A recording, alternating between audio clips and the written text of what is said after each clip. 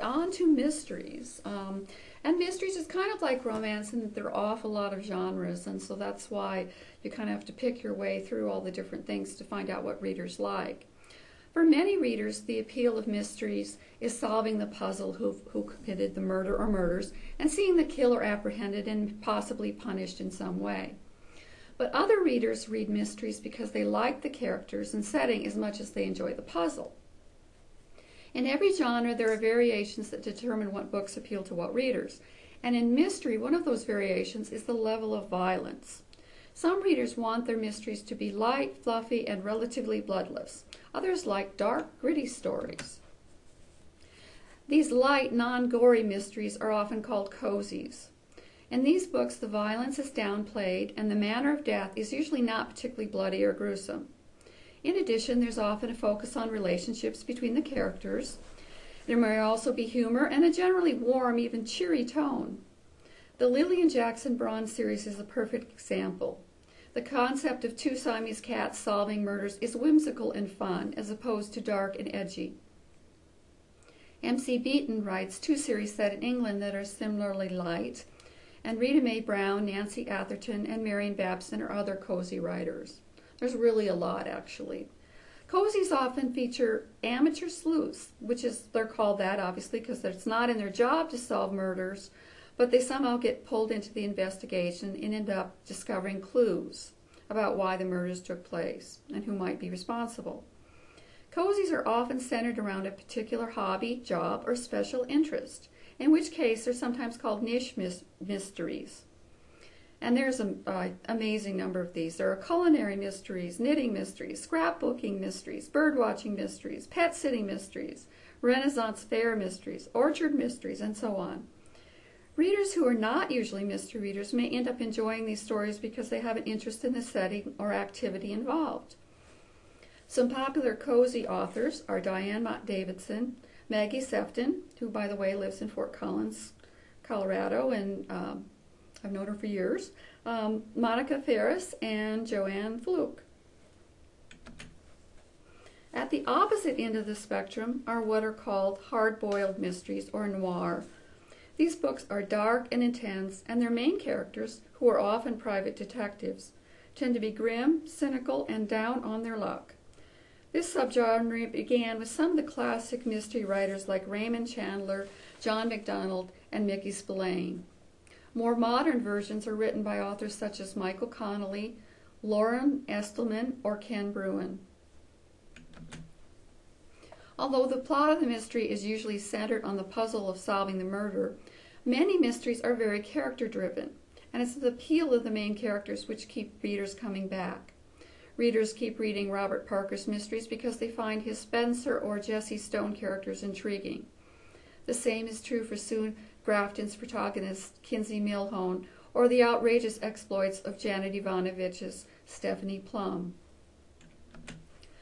For other readers, setting is at least important as the characters. It can be argued that a lot of C.J. Box's success has to do with his ability to make the Wyoming landscape and the unique ambience of the state a part of his stories. James Lee Burke does the same with his series set in New Orleans, and Robert Craze with his in Southern California. Because we live in the West, a lot of our patrons want stories, including mysteries set in this region. In addition to Box, Craig Johnson, and Margaret Cole, who set their stories in Wyoming, other mystery authors with Western contemporary settings are Sandy Alt, whose mysteries take place in Colorado and New Mexico, and J.A. Jance, whose Joanna Brady series is set in Arizona. And of course, there are those Western mysteries filled with Indian lore, a subgenre started by the late Tony Hillerman, and continued with James Doss, who writes about the Ute Indians in Colorado, and Amy and David Thurlow, whose books center around the Navajo in the Southwest. And it's not only place that can be important to readers, but also time period. Historical mystery readers are often as fascinated with the world the story takes place in as they are the mystery itself. And that's really true of me. I read mysteries mostly for the setting or the era as much as the puzzle. Two of my favorite authors are Rosemary Rowe and Ruth Downey, who both write mysteries set in Roman Britain times. Other popular historical mystery series are Charles Todd, whose series is set in World War I England, Rhys Bowen, who writes about 19th century New York, and Carrie Greenwood, whose books are set in Australia in the 1920s. And finally, the setting may be out of this world, as the paranormal craze has finally infiltrated mysteries.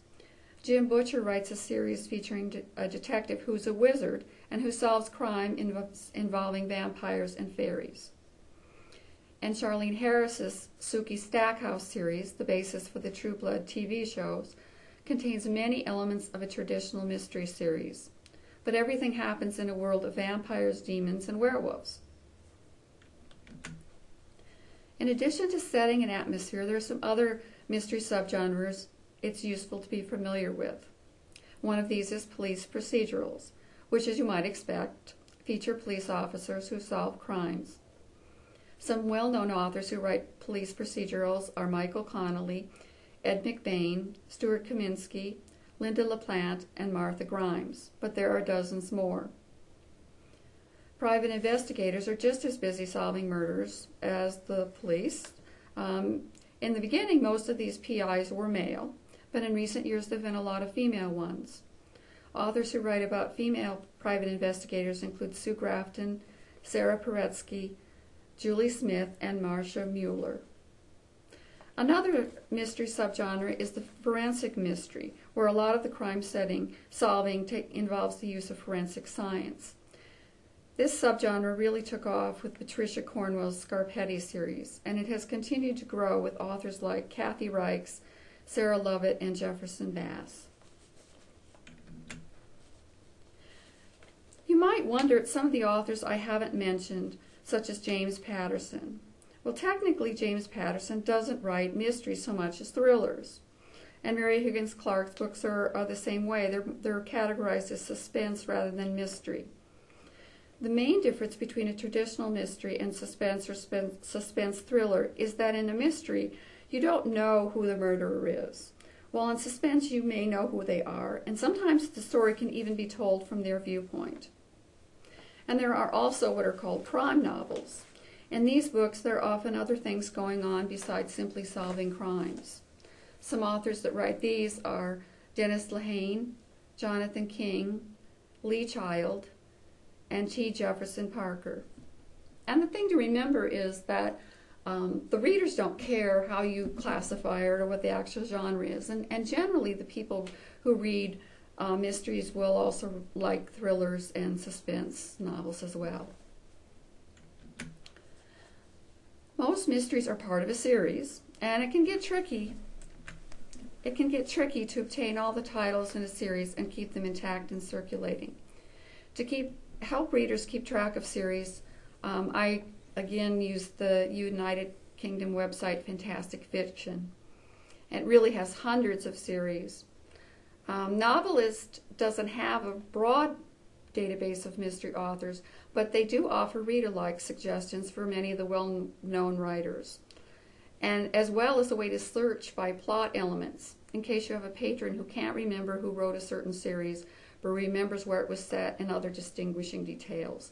And I really have found mysteries this way just by putting in the setting and maybe a certain other detail and coming up with something. For reviews from a reader's perspective, you might check out these two websites, cozymysteries.com and The Mystery Reader. Whether they're looking for something dark and serious or light and humorous, with a familiar or exotic setting, there's really a mystery out there for nearly everybody.